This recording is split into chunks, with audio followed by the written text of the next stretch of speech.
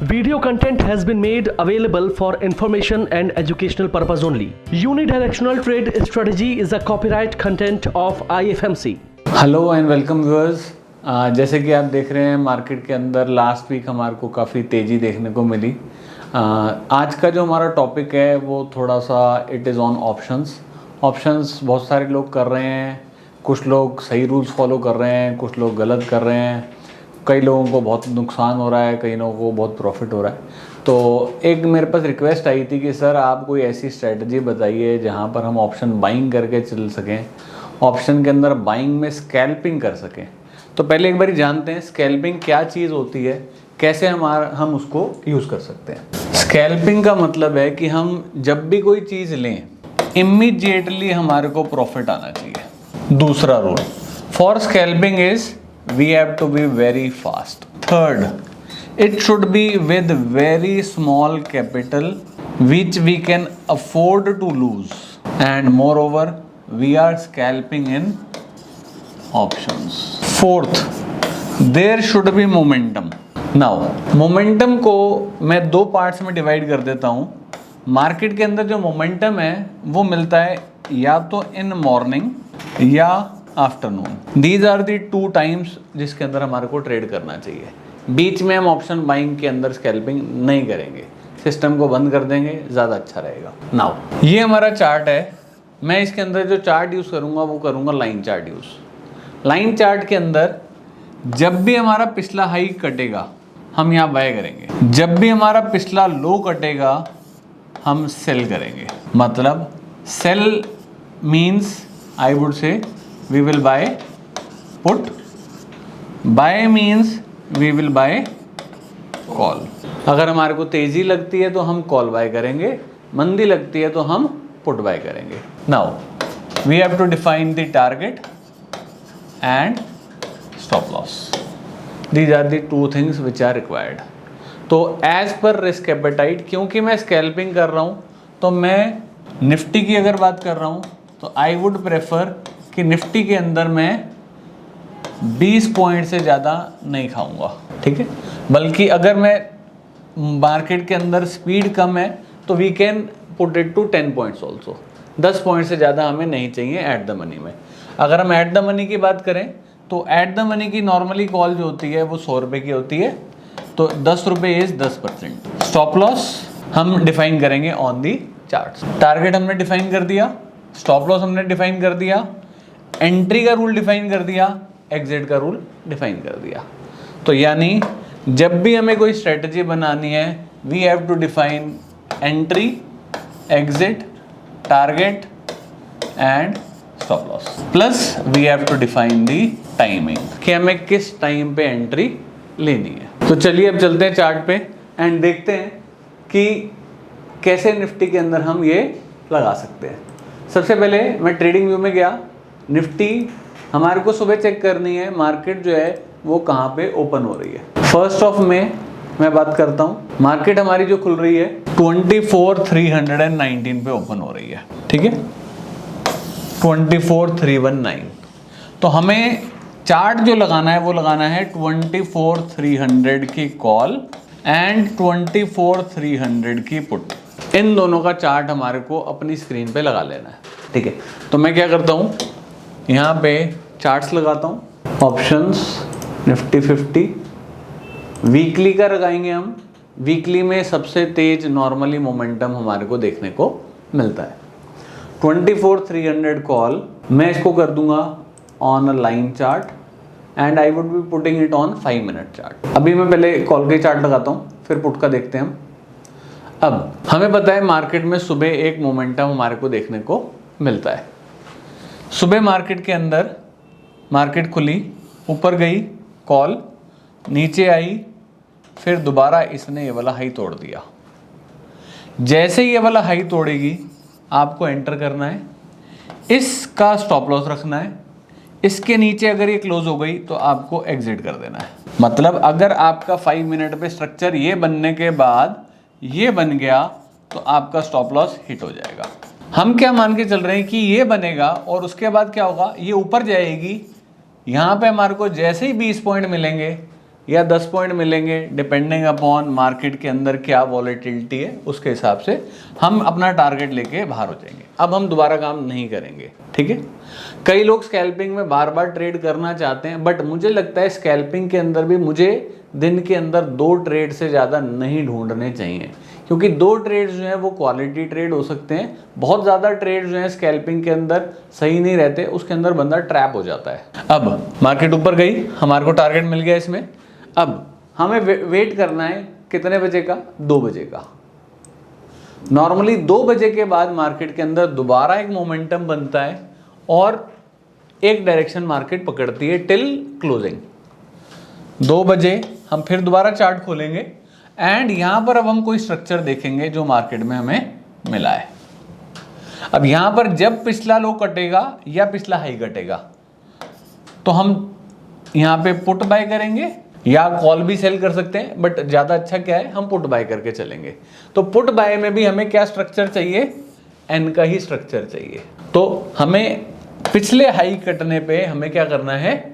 Bye करना है, put buy करनी है। अब जैसे 2 बजे के बाद अगर मैं खोलता हूं तो मैं 2 बजे के बाद की पुट खोल लेता हूं यहां पे। अब 2 बजे हमारी जो मार्केट है, मैं एक बार लगा लेता हूं कि निफ्टी हमारी कहाँ हो गई थी उस टाइम तक। निफ्टी 2 बजे हमारी जो आ गई थी वो आ गई थी 24,378।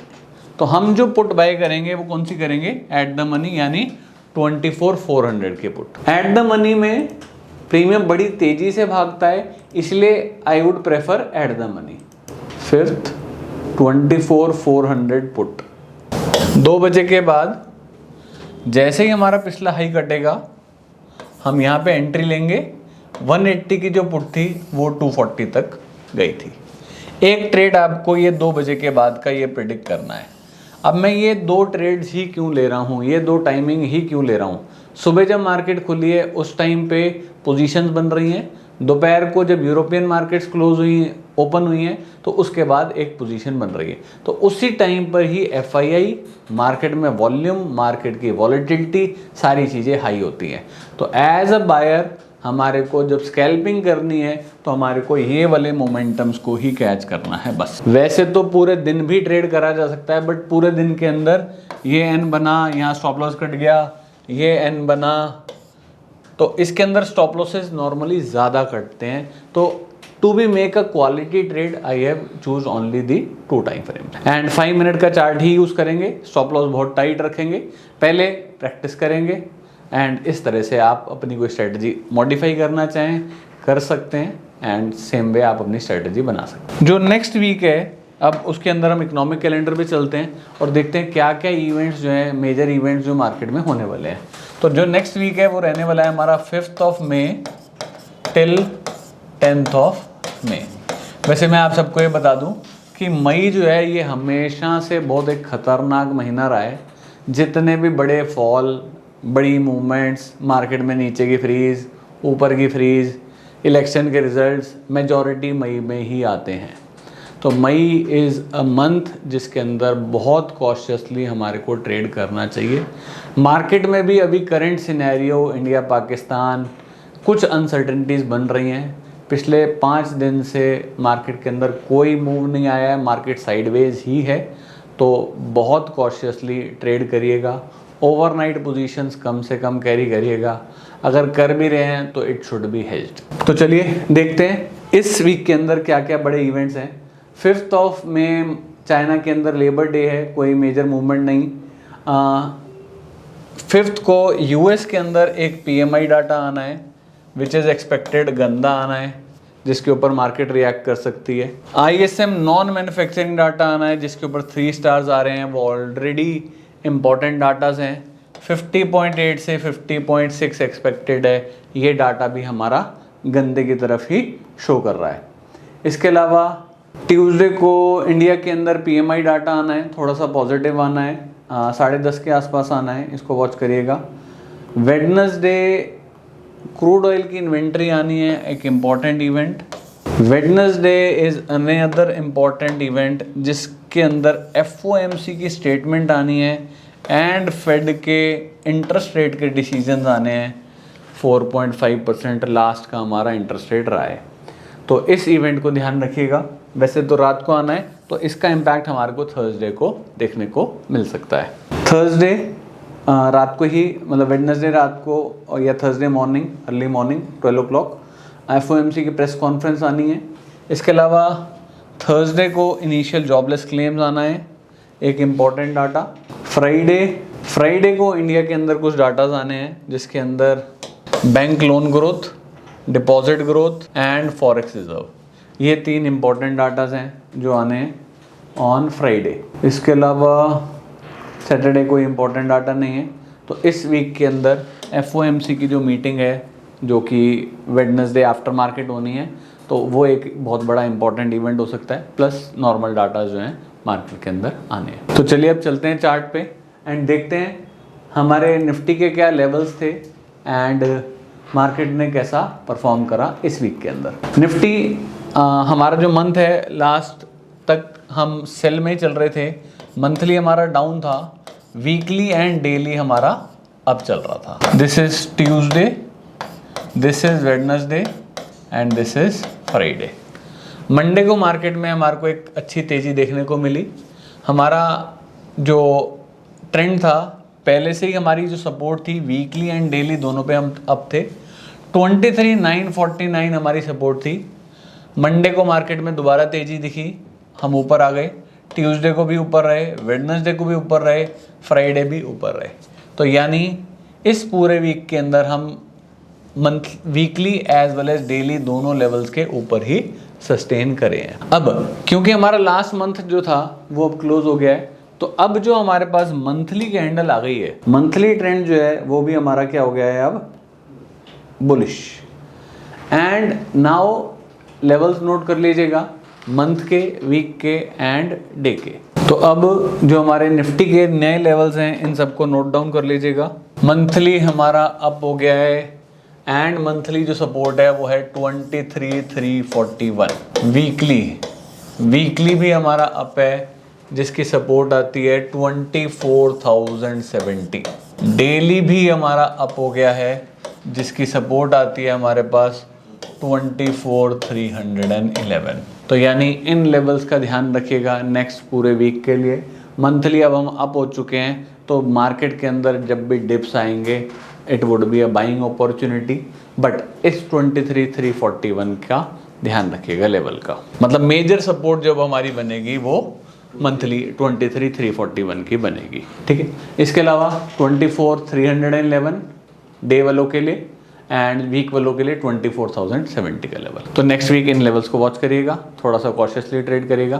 तो चलिए अब चलते हैं बैंक निफ्टी पे एंड देखते हैं लास्ट वीक बैंक निफ्टी ने कैसा परफॉर्म करा एंड बैंक निफ्टी के नेक्स्ट वीक के क्या लेवल्स होने चाहिए। बैंक निफ्टी हमारा मंथली ऑलरेडी अप था, जिसका लेवल था हमारा समवेयर अराउंड 48,478। वीकली हमारा अप था, बट डेली हमारा डाउन था। इस वीक के अंदर ये था आपका Monday, Tuesday, Wednesday and Friday. Monday को मार्केट में तेजी मिली, वेडनेसडे को फिर कंसोलिडेट, ट्यूसडे को भी consolidate, Tuesday Wednesday consolidate, Thursday को छुट्टी थी, फ्राइडे को भी बैंक निफ्टी कंसोलिडेट ही हुई है। तो बैंक निफ्टी के अंदर कोई मेजर मूवमेंट हमारे को नहीं दिखी है। वैसे हमारे लेवल्स के आसपास ही बैंक निफ्टी घूमती रही है डेली वाले।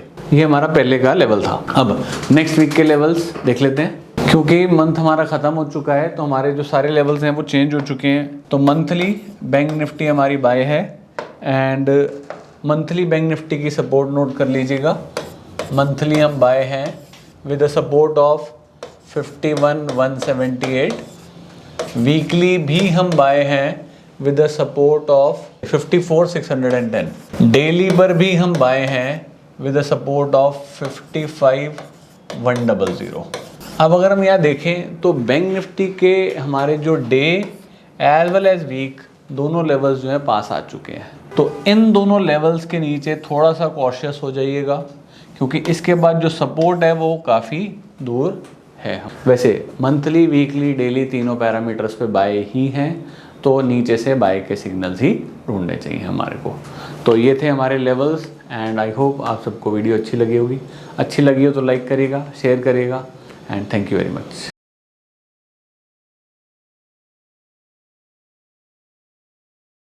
स्टॉक ट्रेडिंग के दौरान मुझे क्या खरीदना चाहिए और मुझे क्या बेचना चाहिए, मुझे कब खरीदना चाहिए और मुझे कब बेचना चाहिए, ये सवाल आपको परेशान करते हैं।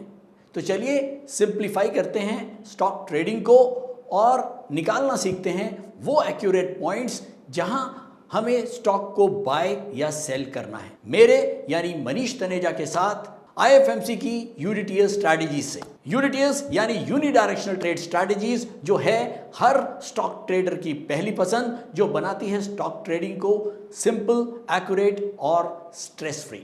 यूनिटीएस स्ट्रैटेजीज सभी इंटरवल्स पे काम करती है, चाहे वो इंट्राडे हो, पोजिशनल हो या लॉन्ग पोजिशनल हो। मेरे 26 सालों के एक्सपीरियंस और एक्सपर्टीज का निचोड़ है यूनिटीएस। IFMC की लोकप्रियता का राज है उसकी copyright strategies, and IFMC is unchallenged leader in stock market education. IFMC is now a school of 10 million learners, awarded twice by Delhi City Icon Awards. So let's begin UDTS online course by IFMC.